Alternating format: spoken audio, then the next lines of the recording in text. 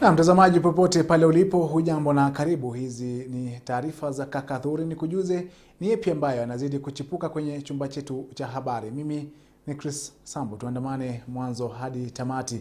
Na taarifa ya hivi punde ni kwamba Rais William Ruto amezindua kongamano la 16 la viongozi wa barani Afrika linalofanyika katika kaunti ya Mombasa.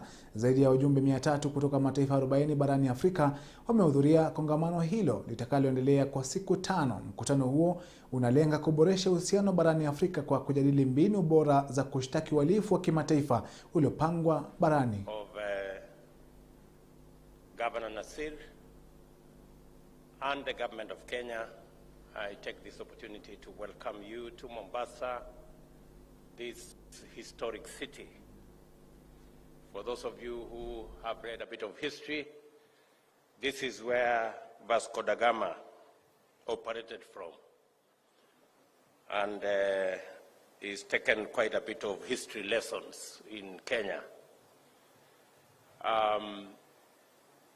So find your way around, you will find traces of Vasco da Gama and all the other. Na mtazamaji, hizo ni picha za moja kwa moja ambazo zinatokea katika kongamano hilo ambapo Rais William Ruto anaongoza ama amezindua rasmi kongamano la 16 ambalo linaendelea, viongozi wa barani Afrika wakihudhuria, ambapo linafanyika katika kaunti ya Mombasa. Naarifiwa kwamba kongamano hilo lingali linaendelea na tutakuwa tukipata picha za moja kwa moja ambapo zaidi ya wajumbe 300 kutoka mataifa 40 barani Afrika wanahudhuria kongamano hilo linaloendelea kwa litakaloendelea kwa siku 5. Mkutano huo ukilenga kuboresha uhusiano barani Afrika pamoja na kujadili mbinu bora za kushtaki uhalifu wa kimataifa ambao umepangwa barani. Mtazamaji, naarifiwa kwamba tunaweza kupata picha za moja kwa moja ambazo katika kongamano hilo ambapo Rais William Ruto ambaye amezindua kongamano. It is not lost on us that the privilege of hosting an event of this magnitude is an expression of confidence in the office of the Director of Public Prosecution here in Kenya. The honor of hosting a continental conference of this standing is not conferred casually or arbitrarily. Because of the transparent and accountable manner in which the office of the Director of Public Prosecution operates, it is possible to observe the facts regarding its performance and achievements which elicited this tremendous peer endorsement. Since its establishment just over a decade ago, the ODPP has made impressive progress on a consistent basis with cumulatively radical impact on efficiency and efficacy of the law enforcement sector. Year after year, the ODPP has been able to report considerable improvement in the capacity to prepare files and prefer charges which can sustain high rates of prosecution and conviction. To do so, the ODPP deliberately enhanced the professional, technological, infrastructural, and organizational capacity to fulfill its constitutional mandate. Hapo tuangazie taarifa nyingine ambapo wabunge sasa hivi wanahudhuria kikao cha pamoja kujadili tathmini ya utendakazi wake kati ya bunge la kitaifa na tawi la serikali baada ya uchaguzi mkuu.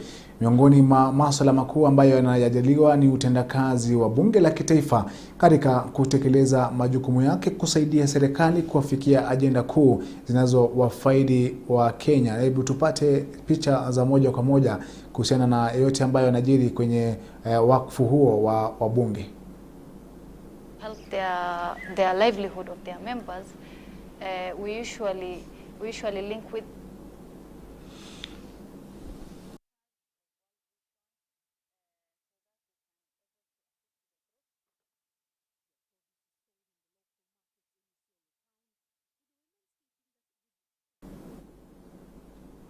Na mtazamaji, naarifiwa kwamba picha hizo zitakuwa zinakujia kwa muda mfupi moja kwa moja kuhusiana na wakfu huo wa wabunge ambao unaendelea katika kongamano la pamoja nalowaleta wabunge wanaohutubiwa na maspika wa mabunge tofauti kutoka barani Afrika kuhusiana na utendakazi wa tawi la bunge la kitaifa na lile la serikali ili kuweza kuafikia mwafaka wa kuisaidia serikali kuafikia ajenda zake. Naarifiwa picha za moja kwa moja ziko tayari, hebu tupate kusikia ni yapi ambayo yamekuwa yakijiri upande wa mwingine.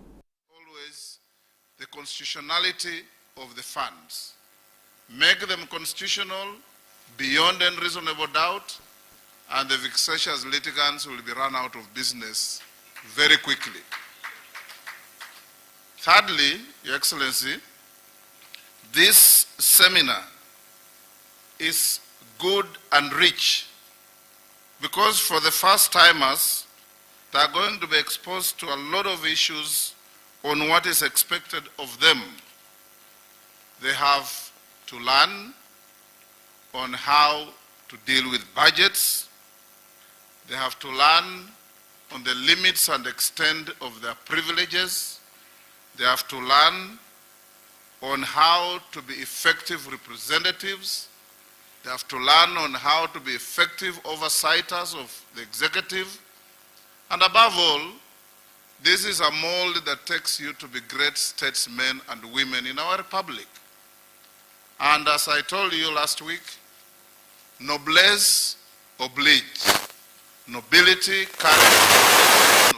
carries responsibility. So as members of parliament, we expect nothing less from you but conduct with extreme and absolutely admirable and unimpeachable decorum. Because you represent people, you carry their aspirations.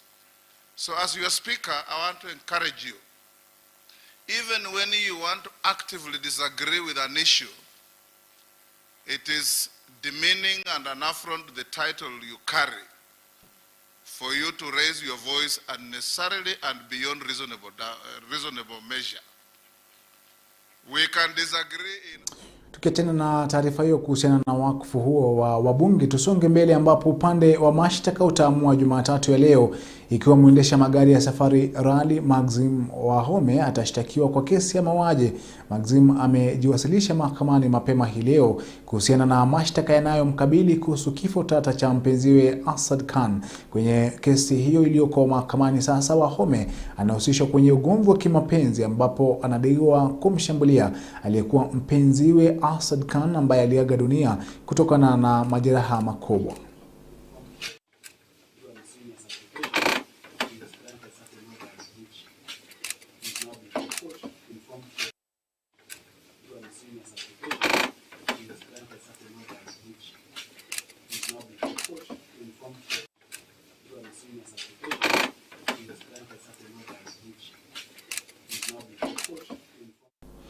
Jopo la kuleta mageuzi kwenye idara ya polisi chini ya uongozi wake aliyekuwa Jaji Mkuu David Maraga limezuru makao ya kikosi maalum cha kupambana na ugaidi ambapo wamepata fursa ya kutazama kwa karibu mbinu na vifaa vinavyotumika katika kutekeleza majukumu yao. Maafisa hao hata hivyo wamelalamikia kuwa baadhi ya vifaa muhimu wanavyovitegemea kwa sasa havifanyi kazi na inawalazimu kutumia nguvu kazi ya binadamu kutegua mabomu, jambo ambalo bila shaka linahatarisha maisha yao. Tactical sites. Okay. For operation did the day and the night. This is for training, dummy. For exercise training exercises. Okay. Okay. So, this equipment and the one that we are using is ballistic helmet. Na kaunti ya Migori imeidhinisha mswada wa ukusanyaji mapato kidijitali ili kupunguza ufisadi na kuimarisha mapato ya kaunti hiyo. Wakati wa uzinduzi wa shughuli hiyo, hakikisho limetolewa kuwa mpango huo unatarajiwa kuhakikisha kuna ukusanyaji wa mapato kwa 100% na kuwa baadaye kaunti hiyo inatarajiwa kuwa na maendeleo. Mapato ya kaunti hiyo yalipungua kwa milioni 70 kutokana na ubadhirifu vilevile na janga la corona.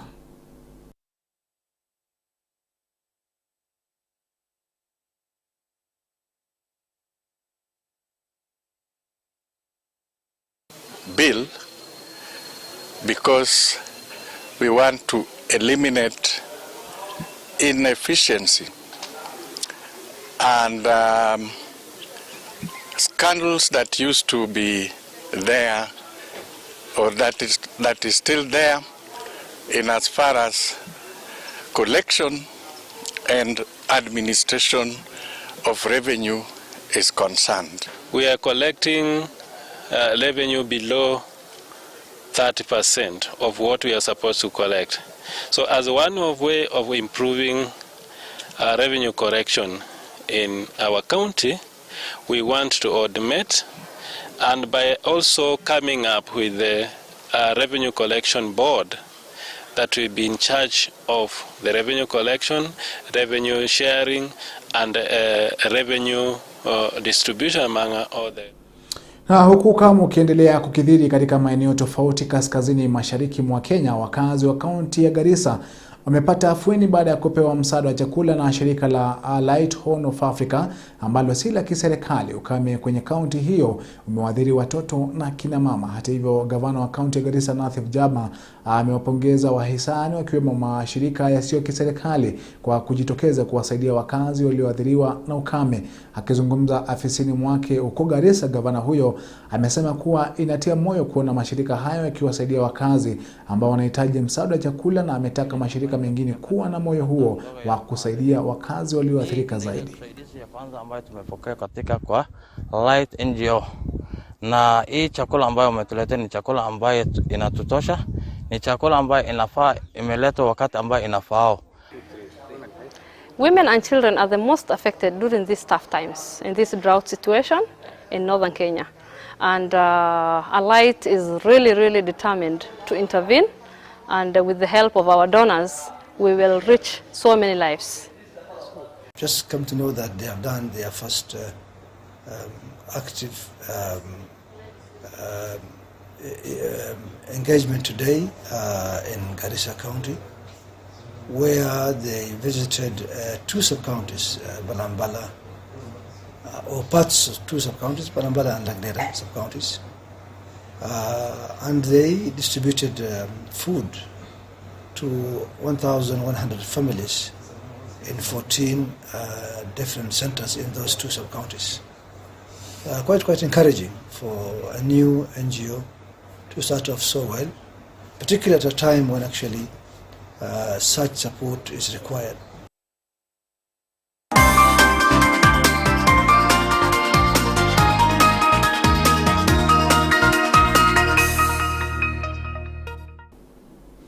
Na kibiashara sasa ni kwamba Benki Kuu ya Kenya CBK imeidhinisha kampuni 12 zaidi za mikopo ya mitandaoni kutokana na maombi 382. Miongoni mwa kampuni hizo ni pamoja na Series Technology Limited, Getcash Capital Limited, Yando Africa Limited, Jijenge Credit Limited, Kweli Smart Solution Limited, Inventure Mobile Limited, miongoni mwa nyingine. Kulingana na CBK, katika mchakato huo wa kupeana leseni wamewahusisha wadhibiti kadhaa akiwemo kamishna wa kulinda data na maelezo ya umma. Wengine waliopokea leseni hizo ni pamoja na My Credit Limited, My Wage Pay Limited, Ngao Credit Limited na Soko Hela Limited, miongoni mwa kampuni nyinginezo.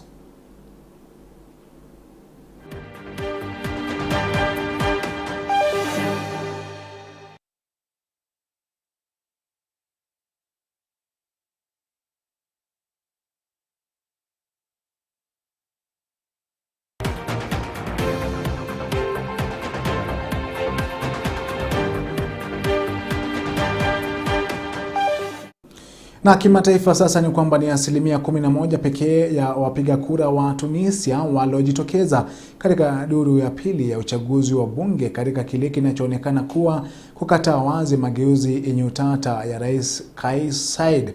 Vyama vya upinzani vilisusia uchaguzi huo vikimtuhumu rais kwa kufanya mapinduzi baada ya kulivunja bunge mwaka 2021 na kujipa mamlaka ya utendaji yasiyo na kikomo. Wakati huo Rais Kais pia akianzisha katiba mpya.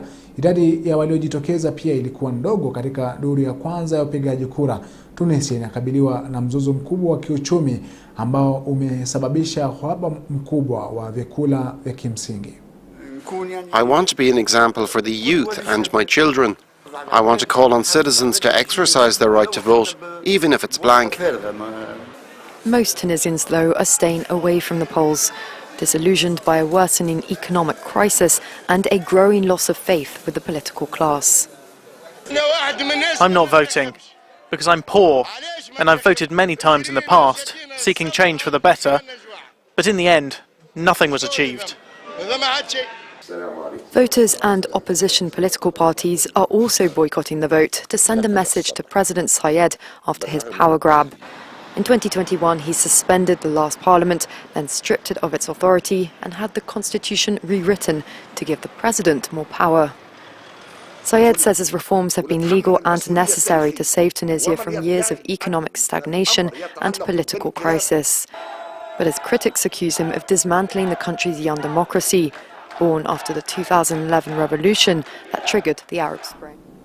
Na nchini Pakistan watoto 10 wamefariki na wengine 7 kujeruhiwa nchini humo baada ya boti kuzama kwenye mto Tanda, eneo la Kohat kaskazini mwa nchi ya Pakistan. Kulingana na kamishna wa Kohat Mahmud Aslam, watoto hao ni wanafunzi waliokuwepo kwenye ziara iliyoandaliwa na shule. Boti hilo lilikuwa na kati ya abiria 25 hadi 30, wengi wao wakiwa ni wanafunzi. Shughuli za uokoaji zingali zinaendelea. Wakati huo huo, angalau watu 39 wamefariki kusini mwa Pakistan kwenye ajali mbaya ya barabarani baada ya basi moja ya abiria kupata ajali eneo hilo.